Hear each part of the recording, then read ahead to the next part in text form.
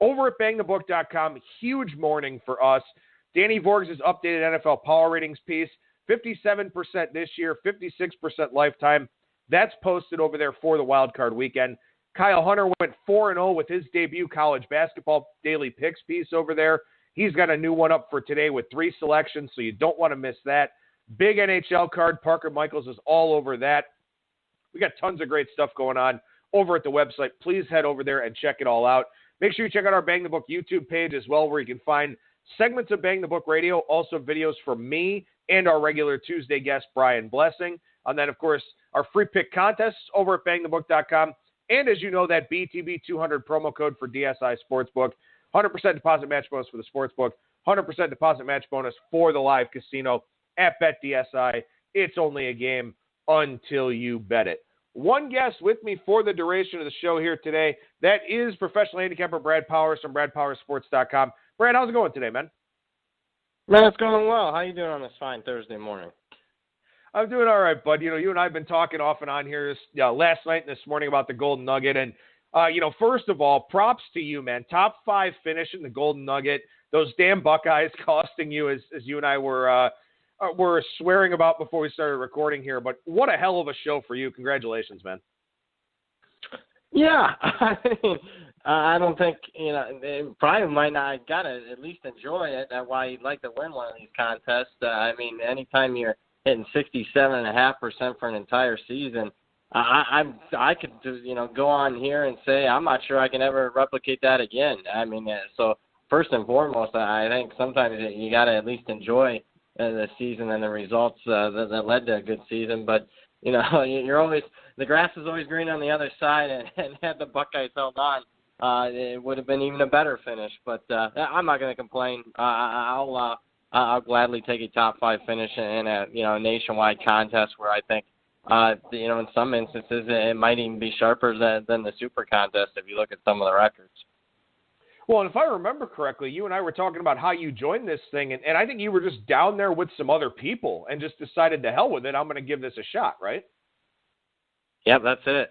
I was with a couple of your other guests, Brian Leonard and Ralph Michaels from Cal Sports. I was down there with those two gentlemen, and we all signed up at the same time, and it was kind of like, yeah, I'll join. I'll see what happens. And I guess, looking at it, I didn't take the first couple weeks as seriously as I should have. It's not like I didn't put in what I consider to be good plays, but I really didn't take this contest as serious as what I should have, probably until the month of October. So shame on me on that. And look, I'm not saying that would have resulted in a win, but I'll know moving next year. And I can maybe take it more seriously next year and not even come close to my record from this year. But I will be taking it much more seriously starting week 1 next year. Well, and Ralph Michaels also cashing there. Texas getting the cover, had him leapfrog us, in fact, in the Golden Nugget. He wound up tying for 16th. Here at Bang the Book, we tied for 20th in the Golden Nugget. Finishers 11 through 20 got their money back, except we all tied for 20th, so they split it 3 ways. So even though we went 62.8% in the Golden Nugget, only getting back a third of our buy-in here because we tied for 20th. But it just speaks to how there's literally no margin for error in these big contests. No, there isn't. And speaking of no margin for error, in the final week of the season, I went 6-1 and didn't move at all. Didn't move a single spot. Came into the week 4th, finished 4th. If you'd have told me before the week that, hey, you're going to go 6-1 in the final week, I would have said, hey, there's a good chance that I might even move up to second place because I was only a game behind at that point. The reality was everyone in the top 4 went 6-1. So a very competitive, highly competitive market here in the final few weeks. We went 5-2 and we moved down. So yeah, it was definitely in week 17 a very, very high success rate for everybody that was in and around the money. I know we got jumped by somebody who went 7-0, perfect time for one of those. And then somebody else that went 6. Ralph Michaels, I believe, went 6-1. So he was able to jump over us as well. But a lot of fun. You and I were talking about this before the show too. It does feel a lot sharper than the Super Contest. And this year they cut the entry fee in half. They changed the format from a playoff style format which at the time we would have rather had because we were in a better position around week 13 or so, I think, when the playoffs start. But they cut it from a playoff bracket format to an aggregate format, cut the entry fee in half, and they added, I think they had 94 people last year, 308 here for this season. So this contest should continue to grow as well. Yeah, I would agree with that. Man, thinking about it, I probably would have won if the playoff was the final 4 weeks. I probably would have won the old style. I think because I went like 22-4-2 the last 4 weeks.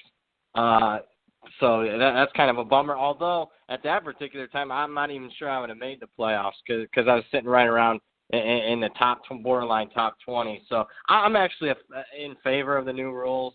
I just think, the playoffs, to me, it's all about getting hot at the right time, and I guess that's what it is in sports. It's about getting hot at the right time. To me, I'd rather award the guy that had the best season. So, kudos to the contest. Still, I think it's a good contest. I think it'll grow, and I'll be definitely joining it next year. And let's make sure that the top 20 people next year at least get all the buy-in here, Adam. Yeah, well, we'll see if anything changes here with it, and obviously, if the contest does get bigger, they'll have to pay out some more spots. So we'll see how things play out in the Nugget for next year. And I know you may be looking to throw your hat in the Super Contest ring next year, so that'll be something that we can talk about, if you do decide to do that in the month of August and then on throughout the season as well. But speaking about the season, Brad, very good one for you in the NFL. Solid college football season once again as well. As we're at the end of the year here and, of course, transitioning into 2019, kind of taking a look back, what do you feel like you did really well from a college football standpoint this year?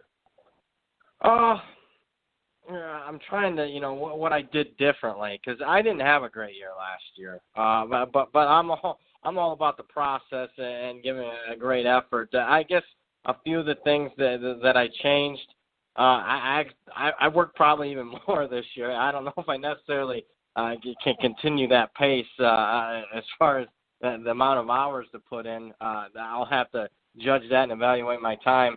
As I moved out here in Vegas, I guess what I've done better is I can read the market a lot better than say, Brad Powers from 3-4 years ago. I can shuffle through what I consider to be sharp and not sharp.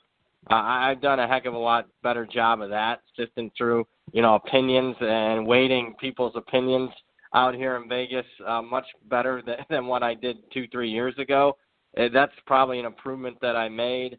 Another one, I went through every single box score this past year. That's something that I didn't always do every single week in past years, but I went through every single play of every single game. It took me all day on Sunday to do it, but I found that to be valuable and found a lot of value in that regard. That's something that I'll definitely have to consider doing for next year, although it was, I don't necessarily sure that I want to work a lot of 16-hour Sundays again, but if it's, resulting in 60+% seasons, then it's definitely worth the work.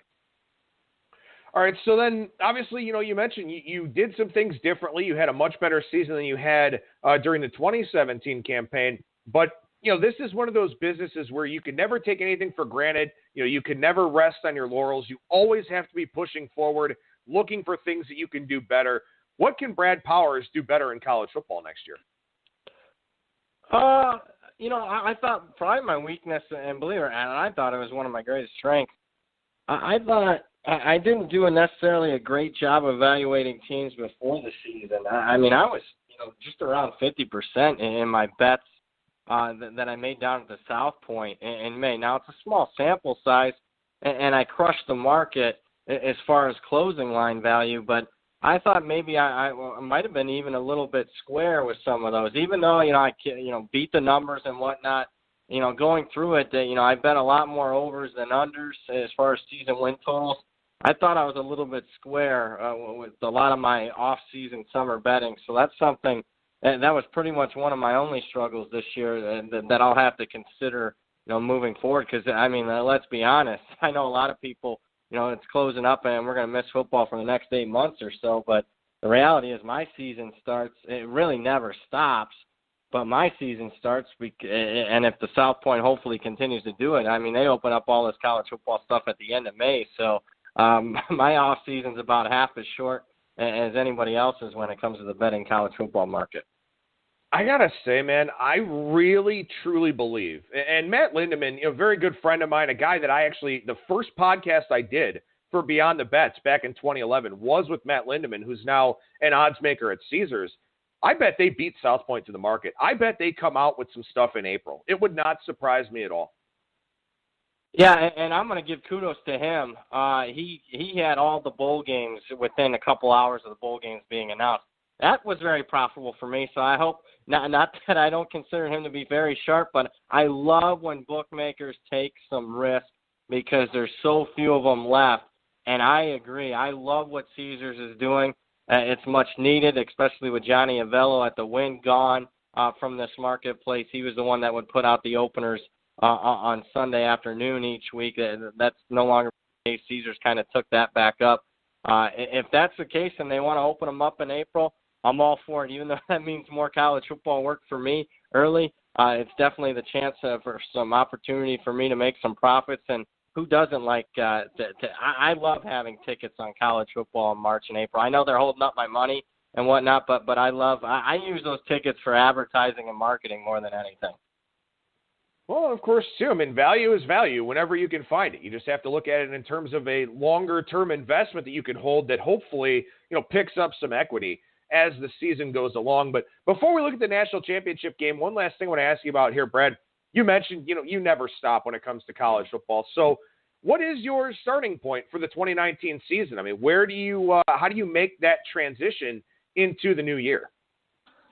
What I do is, and I didn't do a great job of this bowl season. I had a great bowl season, so there's no regrets here. But I'll go back through every single team and regrade every single game and come up with a very good closing power rating for each team. And I had to make some adjustments, obviously, with so many players sitting out for bowl games as far as the power rating goes. I'll readjust that back and get a true, clear power rating for that team for the whole season and kind of throw out some of these, I would say, these high-variance bowl games where the game just didn't mean much and you got a 4-touchdown difference between the closing line and the final score. So I'll get what I consider to be a really good, final ending season power rating. Probably take me a week to do that. And then we'll start the process as far as getting a good power rating for the upcoming season. What does that start with? It starts with recruiting classes. Most of the teams have signed probably 70 to 80% of their recruiting classes. We'll get, within a couple weeks here, all the early NFL draft entries will be announced. I'll grade that as far as up-downs for the team. And we'll try to get an early starting point. Usually I have a good, decent number, believe it or not, by February as far as a good early season number for a power rating, at least a good jumping off point. It takes a while, but it never ends because keep in mind some teams start in February at some point. So there really isn't a college football offseason.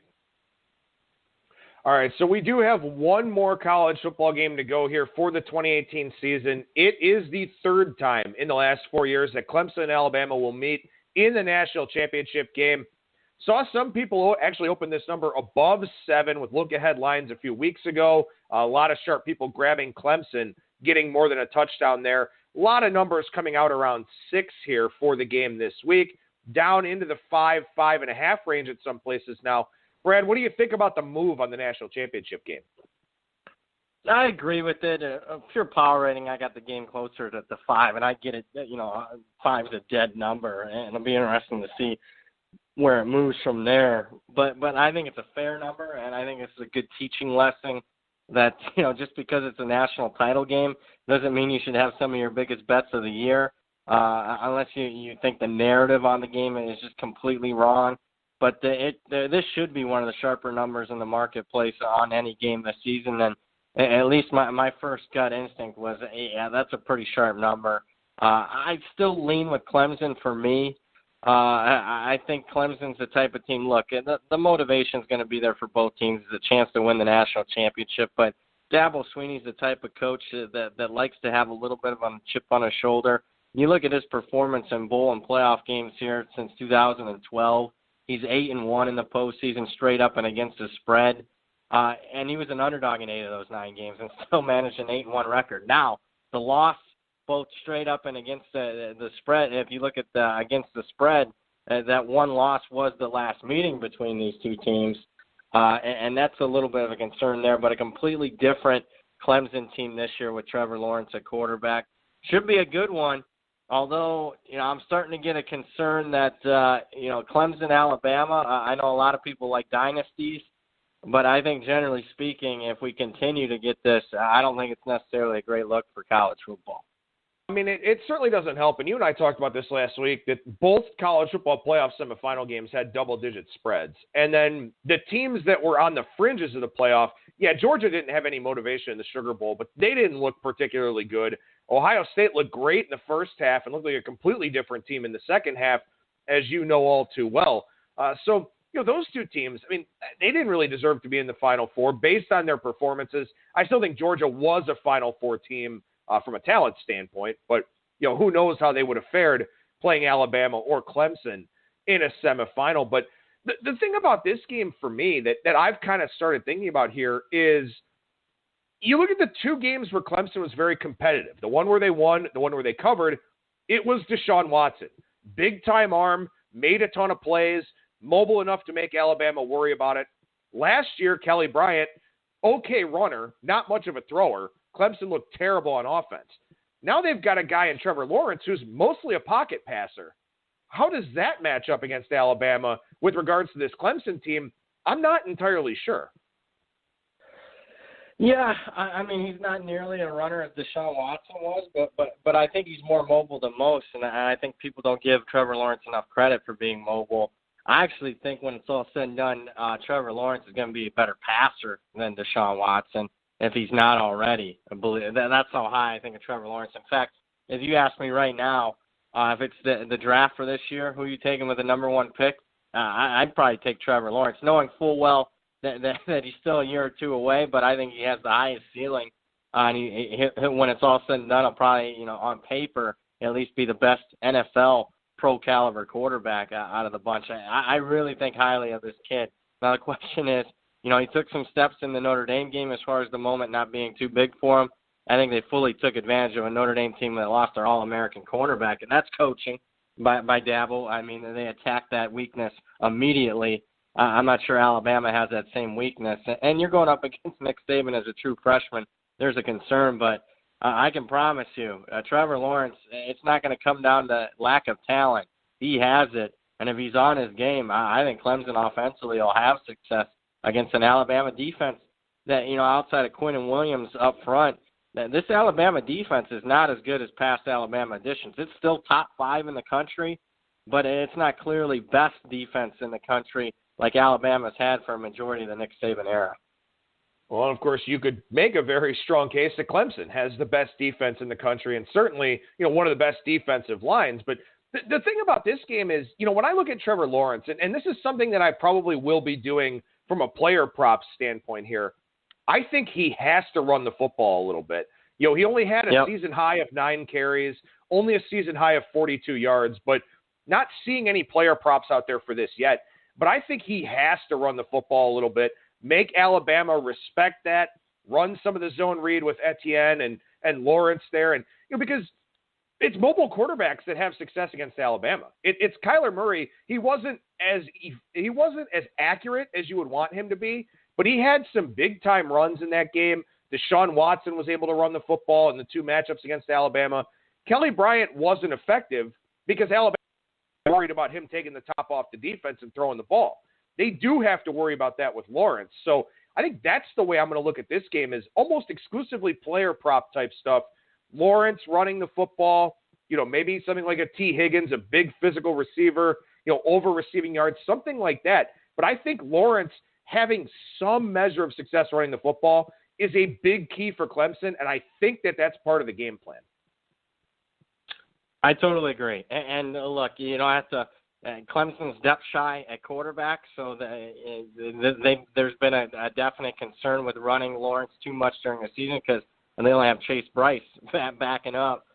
Final game of the season with everything on the line, I think from a game plan aspect, it makes sense that, throw everything out there and not be afraid to run him 10, 12 times if need be. I think that's a really good prop. Haven't seen that one particularly come up yet. I think I've seen more along the lines of Lawrence's passing numbers up there, but I think that's something as they open up a lot of the props this weekend. I fully agree with you, and I think that'll end up making my card when it's all said and done. Yeah, and keep in mind for all of our listeners out there, I mean, this game is effectively treated like the Super Bowl now in terms of player props and game props and all that type of stuff. There will be a ton of them out here. And again, it's an alternate way to betting the side and total for this game because this number is 5.5, total 59. I think both of those are exceptionally sharp numbers.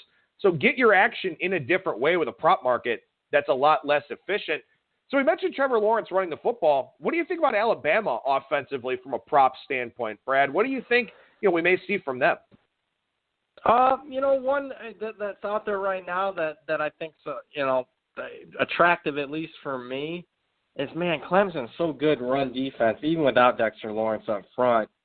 I see Damian Harris over under 50 yards, 50.5. I would like to go under. Damian Harris's style of running, I don't think it's conducive for success against Clemson.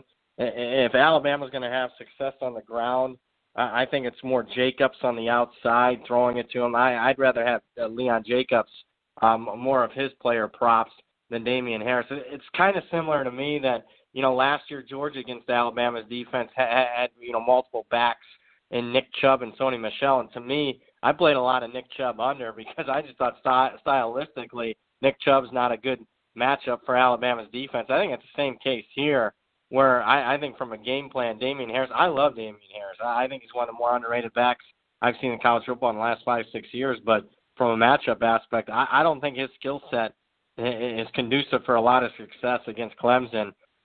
So I'll be looking right now, and this is available at 5 dimes, Damian Harris rushing yards under 50.5. I like that one a lot. I think you're definitely onto something there. And another one that I'm looking at for this Alabama offense, I like Tua over 21.5 completions. I mean, I know it's something that didn't happen a whole lot during the regular season because he didn't play many second halves or fourth quarters. Oh, but wow. I think something here about this one is that I feel like for Alabama here, they did run with a little bit of tempo against Oklahoma. I think that makes sense here against Clemson to try and tire out that defensive line a little bit because without Lawrence, they lose a little bit of that depth there on the front line, could soften things up for the running game. I like Tua to have to throw the ball quite a bit here. You just mentioned it. Clemson's run defense, very good. I think tempo is something Alabama wants to run here in this game. I love it. When you said 21.5, I was like, no way, he's reading that wrong. Yeah, and that's getting priced because Tua, hasn't done a lot of that this season. Why? Well, he hasn't played many full games this season. So, yeah, 21.5 is very, very attractive in that. And, we're talking about a lot of how these guys are going to play. I think when it's all said and done, if you can't bet a player prop, I get it, and you can only bet side or total, I'm going to end up talking myself, and it's going to be a square pick. But I do lean more towards the over because I do think Alabama pushes the tempo. Because I do think Alabama's weakness in their defense is the pass defense. It's allowed more than 300 yards in back-to-back games, and I think Trevor Lawrence can have success. So lean over for me. But, yeah, looking at that too, and he's getting priced, for the most part on full season stats. Well, those full season stats only had him playing a majority of games, 2.5, 3 quarters. That's pretty attractive to me over 21.5 completions. And one last thing I want to mention here with the props, we've got some skill position guy props and the quarterback props out there at 5 dimes. I think it's the only place in the market that has them right now, at least offshore. You're going to get a lot of those game props and stuff like that. And, Brad, I think this is a very important point to end on here. Yes, the safety prop is attractive. Yes, the overtime prop is attractive. These things don't happen all that often. There's a reason why the no is minus 1,000 and the yes is plus 650 or whatever. Those things are landmines. They really, truly are. Yeah, try avoiding them. I mean, unless you're sharp, unless you're not afraid to bet a little, to bet a lot to win a little, because more often than not, because the public likes betting $20 to have that huge payout at the end, sometimes you get some reduced prices if you want to bet the no overtime, no safety, and whatnot. And if you got a lot more of a bigger bankroll to deal with, and you don't mind betting a lot to win a little. That's what a lot of the pros do here when it comes to the title game and also the Super Bowl. And that's where the value is, to bet the no. Although, I'll be perfectly frank, and we had our first overtime, I think first one since the Ohio State-Miami game last year. And a lot of these championship games, if you look at the last 10, 15 years, I can make a case that 5 of the best national championship games we've ever had, 5 of the top 10 have come in the last 10 years. So they've been relatively close. And obviously we've had 2 classics between these 2 teams. I'm not going to be rushing to the window to bet the no overtime, but that's clearly the no on the overtime is where the value is, not on the yes. Last thing I'll ask you about for college football, Brad. Set some odds on this. Alabama versus Clemson again next national championship game. What would you put the number at? 5-1.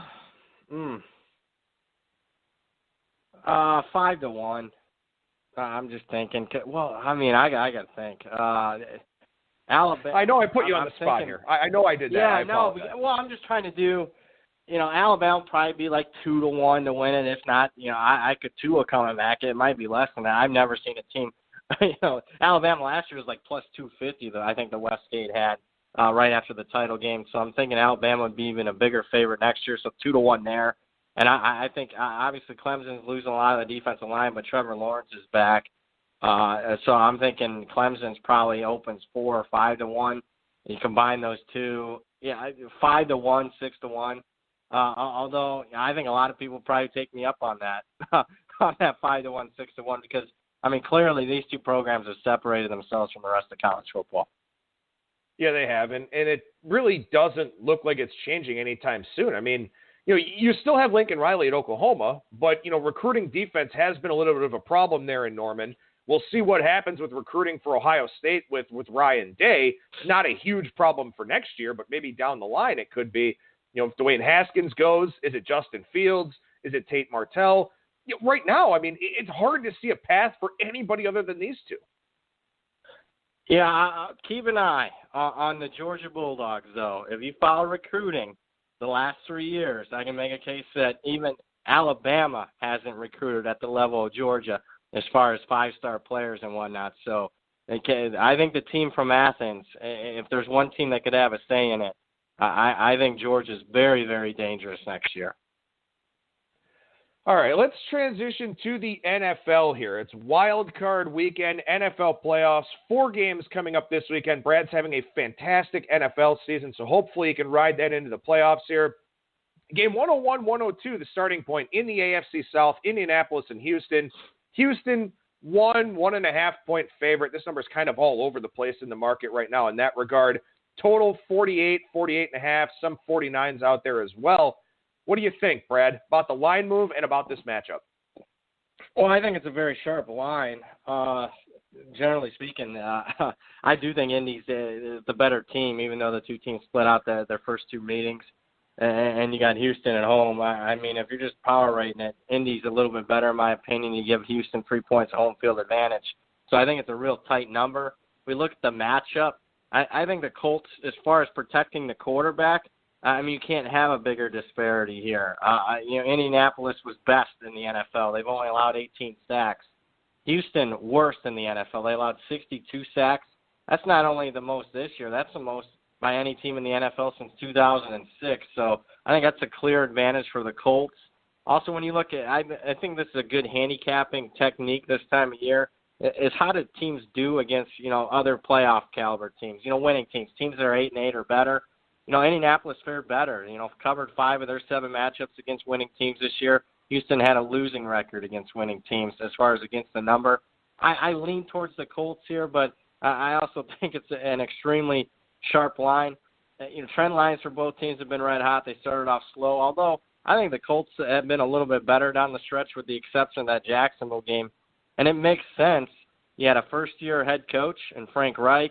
You had Luck coming off of, sitting a year out with the injury. He looks healthier than ever. And you also have an Indianapolis team that relied on, several rookies, including, in my opinion, the defensive rookie of the year, in Darius Leonard, who leads the NFL in tackles, and then one of the best offensive linemen we've seen as far as a rookie in Quentin Nelson. So I would say Indianapolis trend line makes a lot of sense going up for those reasons lean for the Colts for me. Well, and I mentioned this on yesterday's show, very big disparity in the red zone between these two teams.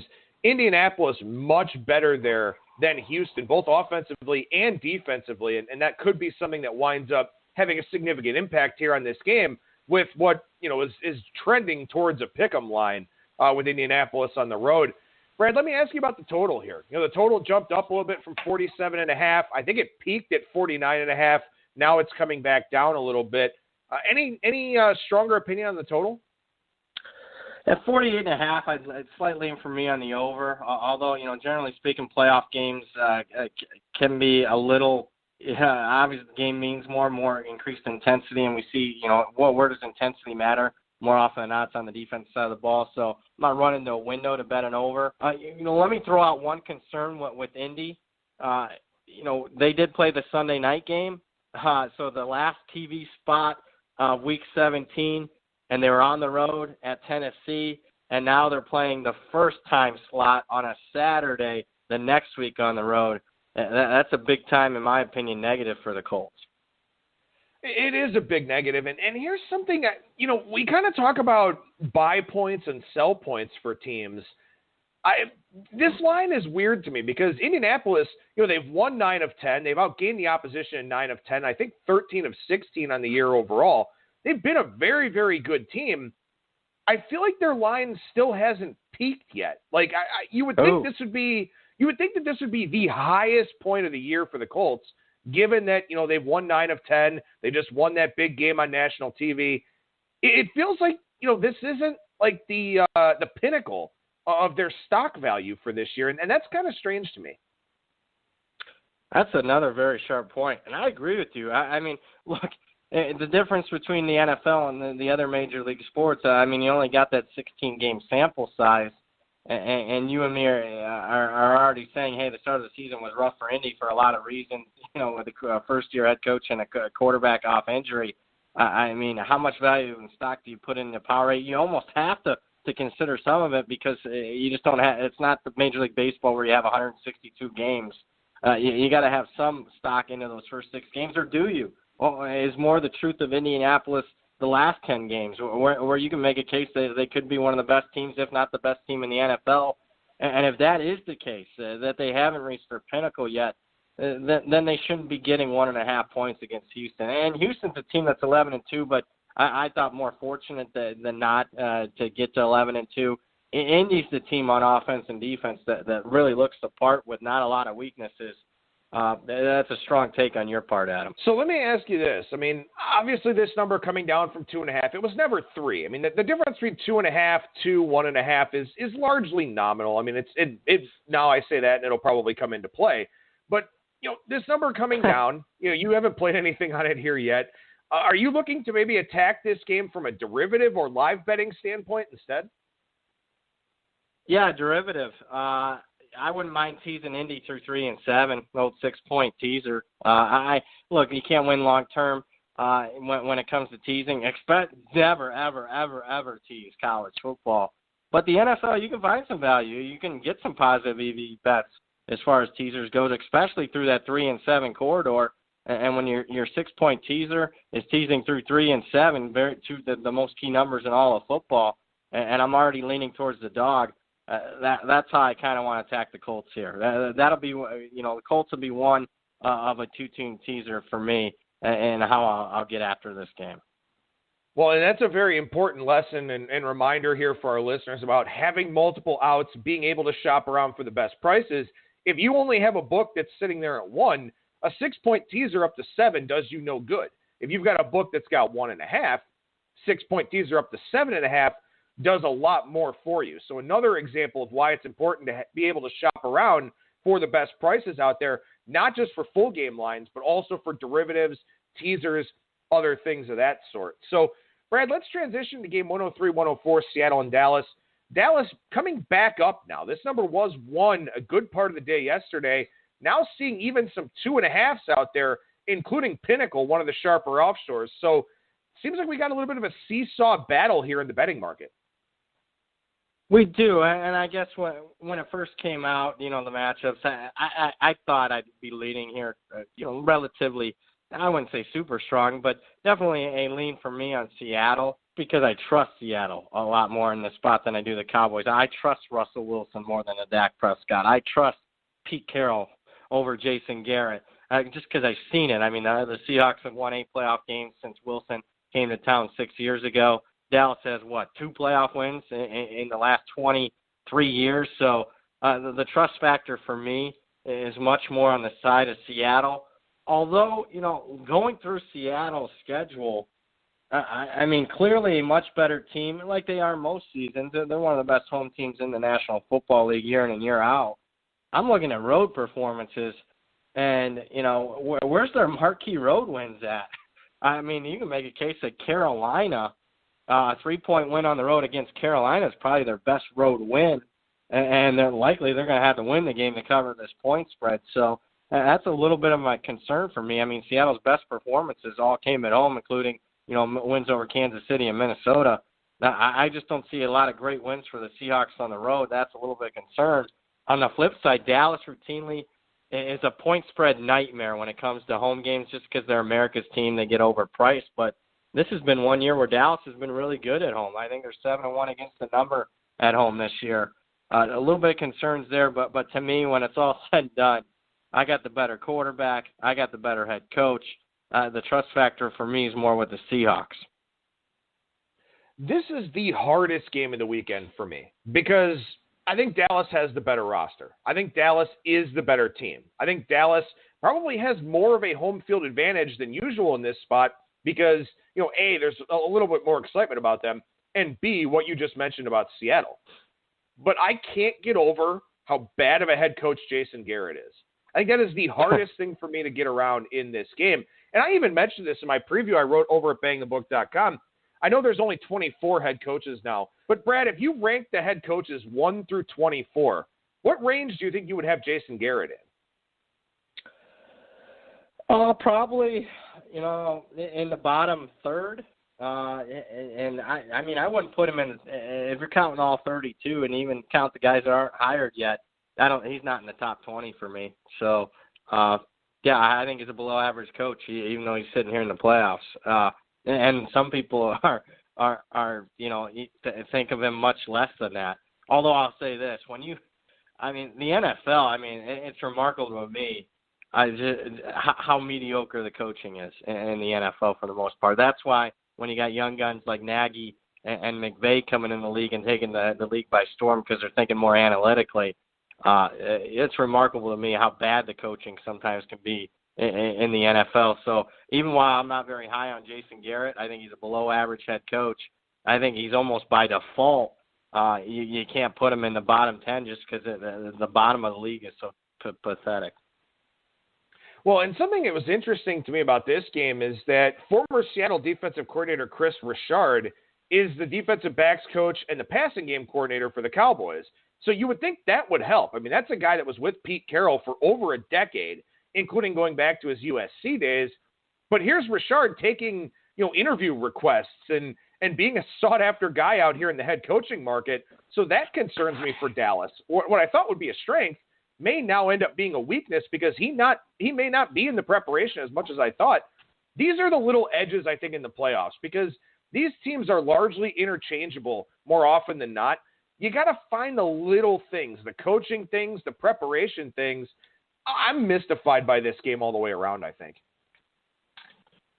Very tough game to handicap, and I think it's a valuable lesson. It's the playoffs. People want to, again, similar to the championship game, isolated games, the games that mean the most. People want to bet their biggest bets of the year, when the reality is sometimes these lines are just, maybe the sharpest lines we've seen all year. So I tread carefully. My gut reaction to this one was originally the Seahawks, but diving into the matchup, I'm not as strong as what it is. But you bring a great point. Any little bit of advantage that you can get here, it's probably the difference. So, the good thing about these matchups, while I think they're the sharpest lines all season, or at least they should be, you also only have 4 games and 5 games counting the championship game in college football, when typically, during a regular season week, You got 70 games to choose from in college and the NFL. You do have more time to, really dive into the matchups. So anything that you can find, you mentioned the last game, Indianapolis-Houston, a big difference as far as red zone. You might not necessarily uncover that if it's a regular week. You just don't have the time to go through all the games. So that's one advantage, having less games. You can really dive into it a little bit more. If you find that one advantage, that can be the difference, obviously, between a win and a loss. So it's Thursday morning here, so not a ton of public action on any of these NFL playoff games as of yet, but for Dallas opened 3 or 2.5 with extra juice, came all the way down to 1. Now it's coming back up a little bit. The total's done the same thing, where the total went from 41.5, peaked as high as 44 at Pinnacle, now back in the 42.5 range. So some sharp money disagreements on the total for this game also. Brad, where do you align on the total? It's very tough for me because you look at the last 3 matchups. Dallas hasn't had great success against Seattle. I think these matchups have happened all in the last 3-4 years, and you look at the point totals for the Cowboys, 12, 12, and 13, and 13 points being earlier this year in Seattle. They haven't had much success at all against Seattle's defense from a personnel aspect greatly changed, but I'm not sure Dak Prescott, you can really trust him against a decent Seattle defense where they've struggled. So to me, it's an extremely low total. I'll wait because I think more often than not the public's going to want to bet the over. I lean up under here, especially if I can, get a 43 out there in the marketplace. A clear lean for me on the under. All right, so let's go to Sunday here. Game 105-106, Chargers and Baltimore. Baltimore, 2.5-point favorite with extra juice at a lot of places. 3-point favorite with reduced juice at a lot of other places. So this one right there on that key number of 3 for the most part, Brad. What do you think about what we've seen so far with largely just juice movement as opposed to seeing the spreads move for the previous 2 games? Yeah, I'll take the 3 with the Chargers. I get it. These 2 teams just played a couple weeks ago. Baltimore was really impressive in that win in L.A. Ravens dominated even in the box score for that one. But one thing I do see are the Chargers, in my opinion, are one of the best, if not the best team on the road in the NFL. I mean, you can make a case that they play 16 road games. But the fact that they're not very strong at home because they're playing, they just don't have much of a home field advantage playing in a soccer stadium when most of the time the fan split's 50-50. When you look at a team that has road wins, outright wins in Seattle, in Pittsburgh, in Kansas City, I don't think that there's going to be much of an intimidation factor for a team that's covered 7 of their 8 road games this year. And obviously you got immediate revenge. If one team's going to make significant adjustments, it's going to be the Chargers because they didn't have success. If I'm Baltimore, I just went into L.A. and won by double digits. Am I tweaking my playbook too much? Probably not. So I think that the adjustments are more on the Chargers side. And I guess for me, again, it comes down to trust factor. And I just trust the quarterback, Phillip Rivers, a little bit more than the rookie Lamar Jackson. He's had a good start, but I think one point can be made that, after seeing a guy like Lamar Jackson one time around, that second time around is going to be critical for these to make those adjustments. Lamar is a different type of player that maybe you just don't know how to defend it, but after you've seen him one time, I think the chances of your success the second time around is much greater than what you did the first time. So for me, I'll take the Chargers +3. Although it's not an ideal spot, keep in mind the Chargers were on the road last week in Denver, and now they're playing that dreaded 10 a.m. start time for a West Coast team in the Sunday window. Not ideal in that regard. No, definitely not. And you look at that first game, and it wasn't a good look for the Chargers on offense, and it wasn't the greatest look on defense, but also, too, Lamar Jackson in that first meeting against the Chargers, only 39 yards on 13 carries, 27 of them on one of those 13 carries. It was Gus Edwards that really hurt Los Angeles in that game. And then one big pass play from Lamar Jackson, I believe that was to Mark Andrews, but he was only 12 of 22 throwing the football. He just had over 200 yards on those 12 completions. So wasn't efficient throwing the ball, wasn't efficient running the ball, had a couple of big plays in there. Maybe the Chargers are in a little bit of a better spot this time around. And that's the question. And I posed this question to Brian Leonard yesterday, and you mentioned it here as well. That early start time, it is the playoffs. So How much does that matter? I think it always matters, especially the fact that the Chargers are flying completely across the country, and it's their second road game. And you mentioned the spot. The spot actually in the first go-around was very negative towards Baltimore. It was a short week, a Saturday night game where they're traveling across the country. So, I mean, even though they were at a complete disadvantage in that regard, they outperformed the Chargers. So it's a little reversed here. It's not as valuable as what it would be in the regular season because, you're dealing with teams that should be max motivated here. I mean, win or go home, unlike the regular season where you could be a little flat in that spot. So it doesn't mean as much as the regular season, but to me it certainly is one of the, I would say, top 5 factors if I'm going through it in the game. It's not a great spot here for the Chargers playing that early start time. Now, you mentioned looking at Indianapolis as a teaser candidate up from 1.5 to 7.5, or, if a straight 2 pops again, and the Greek does have a 2 right now, from 2 up to 8. What's the other leg of that teaser that you would consider? Is it Seattle or is it the Chargers? If someone's stuck with a 2.5, taking them up to 8.5. Yeah, wow. I mean, that's why I love doing this segment each week. You're right. It's the Chargers for me. And that'll be probably my biggest bet of the week is the derivative, the 2-team teaser, teasing both dogs, Indianapolis and the Chargers, through key numbers of 3 and 7. Indy and the Chargers 6-point teaser. That's the first and second leg of that, and that'll be my significant bet for the weekend. And when my significant bet is a teaser and a derivative, that's kind of hint. I'm not a huge fan of this week's wild card action as far as the NFL goes. Now, you look at the Chargers here, and they're bringing back Hunter Henry in all likelihood, and, gives them another weapon, and it's certainly nice to have weapons with how banged up the running back room has been here for the Chargers. Also, Keenan Allen dealing with some injuries off and on over the last really 6-7 weeks. So that kind of brings me to the total here on this game. Total 41.5, down a little bit from 42. Maybe some places showing 41 already. What do you think about the total for this one?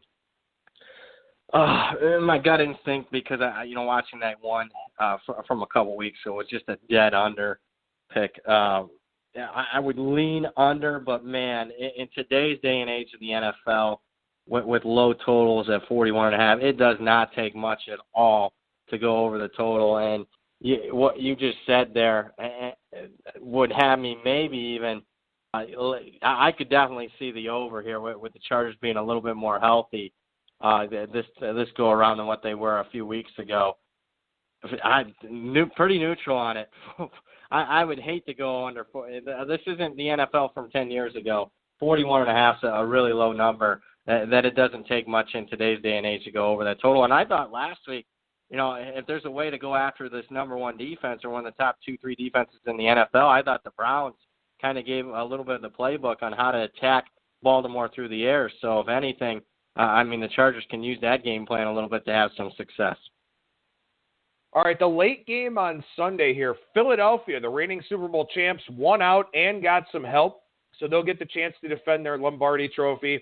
They'll start that defense against the Chicago Bears.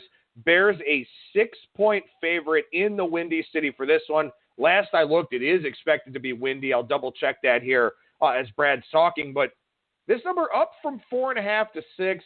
Doesn't really take much to do that. There are some 5.5s out there as well. What do you think about the line moves so far? Again, gut instinct for me was to take the dog here. The Eagles red hot, playing with confidence. They wanting to defend the championship from a year ago. I can make a case that Nick Foles, at least compared to a banged up Carson Wentz, might not be a downgrade at all. And obviously the market's treating him like a downgrade. But Nick Foles got banged up a little bit last week. That's a concern. Why? If there's one defense I don't want to face with a less than 100% quarterback, it's probably Chicago, who's number 1 in takeaways, and obviously can get after the passer. I'm worried about Philly's energy a little bit. 4th road game in 5 weeks for them. They had to play with their playoff lives each of the last 3 weeks, win or go home. And Philly has struggled against winning teams this year. They've only covered 2 of the 8 games, getting outgained by 100 yards per game. Chicago a little bit better against winning teams. I'll lay 5.5 with the Bears at 6. I think that's about the right number. So, again, not a strong pick for me. I thought I would like the Eagles. When you got the defending Super Bowl champs catching near a touchdown with a team with a quarterback and a head coach that have never been in the playoffs, that would be a little bit concerned if you're looking to back the Bears here. And that's the thing for me, too. I mean, I look up and down this game, and I like everything about Chicago except for the most important position on the field, and that's the quarterback. I mean, it's not a knock against Mitch Trubisky. It's just that I don't know what the hell he's going to do in the big spotlight here on this enormous stage. Philadelphia's defense is not very good. I mean, I talked about this on yesterday's show. You do have Doug Peterson and Matt Nagy, who are very familiar with each other. Nagy was Peterson's QB coach when he was the OC in Kansas City. Then Nagy was the OC after Peterson left. A lot of similarities here in the playbooks for these two teams. So the defenses should be, should know what to expect. That's the difference to me. Chicago's defense is better. Chicago's skill position players are better. I think Chicago's special teams are better. But it's the quarterback, and it's the most important position in the NFL. It's the only thing holding me back from playing Chicago here. Great call. Because I can make a case coming down the stretch of the season, Chicago might be the best team in the NFL. I mean, last week, I get it that they're playing for a possible number 2 seed, but the fact that they put a stranglehold on Minnesota team that needed the game like blood to get into the playoffs on the road, and Chicago squeezed them out, and the fact they did the same thing to the Rams, the number 2 seed in the NFC just a few weeks ago. They're a pretty complete team with the question mark being Trubisky. If you're telling me Trubisky plays a clean game, then there's no question Chicago, in my opinion, is the right side here. But can I fully, trust him to play a clean game? Not sure that's going to be the case. And when every little half point matters, obviously a turnover or two could be easily the difference, not only in the spread, but who wins the game outright. And I'm just not at the point there where I trust Trubisky fully yet. That's why it's only a lean for Chicago for me and not a significant bet on the Bears. Well, I checked the weather forecast here. Wind gusts in the 12 to 15 mile per hour range, so nothing overly significant. Could wind up, putting a nice chill in the air there on the shores of Lake Michigan. But let me ask you about this with Mitch Trubisky, because I just thought about this point. Obviously you used to be in this area, and I'm born and raised in the Cleveland area. Mitch Trubisky playing at Mentor High School, he played some big-time high school games against the likes of St. Ed's, St. Ignatius, some of those Cincinnati schools that are very, very good, like a Coleraine or a Xavier, something like that. Then he goes to North Carolina. And North Carolina doesn't really play in a whole lot of big games. I mean, is it just such an apples and oranges comparison from the NFL and college, or would that be a concern that, this is easily the biggest game of Mitch Trubisky's life? And you got Nick Foles, who, put together on the flip side one of the best, probably top 5 performances in a Super Bowl ever. So he's used to the big games, at least from that regard. The biggest game probably for Trubisky is probably the ACC championship game from a couple of years ago against Clemson. He performed okay in that one. Yeah, that's a major jump for him. And that's the concern here. Why? I just don't think, if someone told me that they have a huge, significant bet on the Bears, I just can't because of that reason. I don't know how he's going to perform. When you always got question marks coming into a game. That's always going to be the case. Unless everyone would be rich in this industry. But to me, that's a major unknown and a major question mark. And I'm not sure. He didn't always show me, at least at college, that he was always cool under pressure. It's definitely a concern. Now, you notice we talked about teasing teams up from 1.5 to 7.5, 2.5 to 8.5, 2 to 8, something like that. You notice we didn't talk about it much with teasing the down from -6 to a pick'em, and there's a reason for that.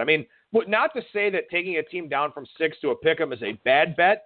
But, you're not getting nearly as much equity not being able to get the 7 in there if Chicago was like from -8 to -2, something like that. So not as much equity. And also, too, it's just kind of a scary spot to even take Chicago as a pick'em because of what we just talked about with Trubisky. Absolutely. To me, didn't even consider Chicago as part of a teaser. in this one, even though I lean with them minus the 5.5 if you shop around.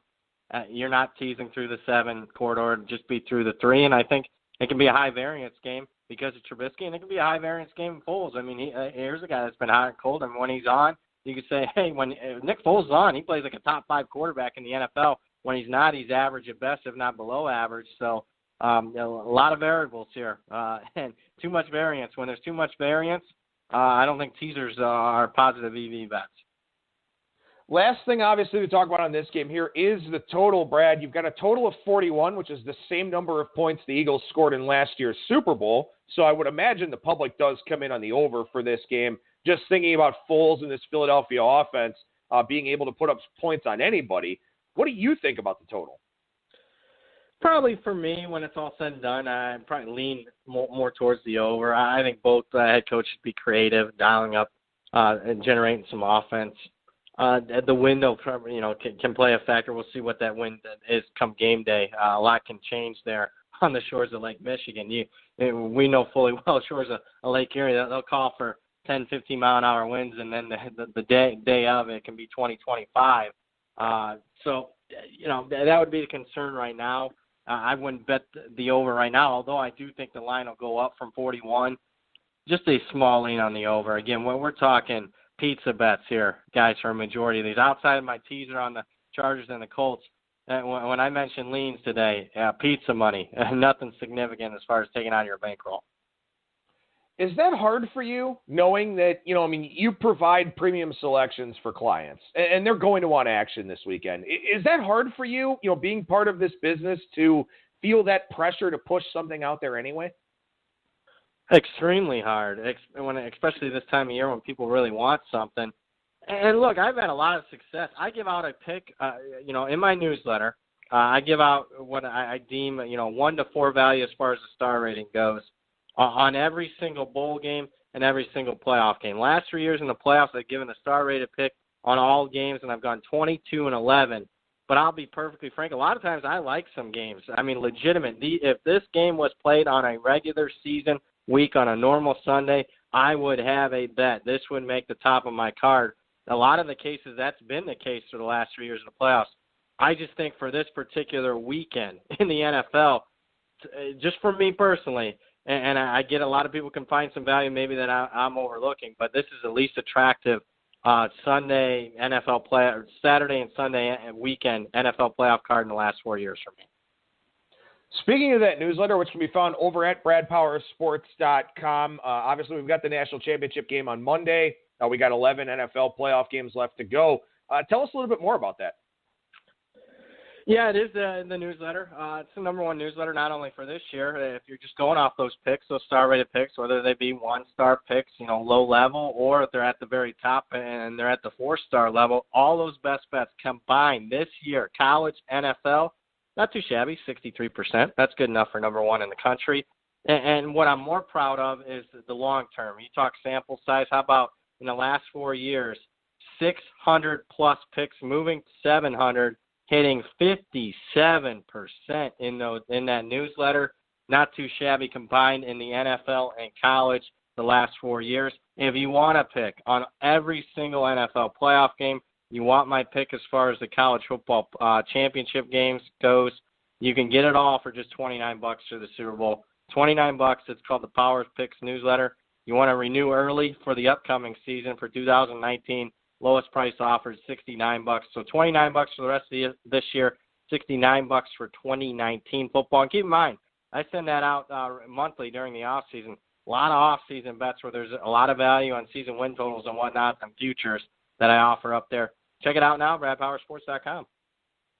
Brad, I know I kind of sprung it on you doing the whole show here today with me. I really, really appreciate it, man. Thank you so much for that. I could talk football with you all day long. Brad Powers from BradPowerSports.com, at Brad Powers and the number 7 on Twitter. Appreciate your time as always, sir. Thank you again. We'll talk to you again next week. Hey, thanks for having me. We'll talk to you in the future.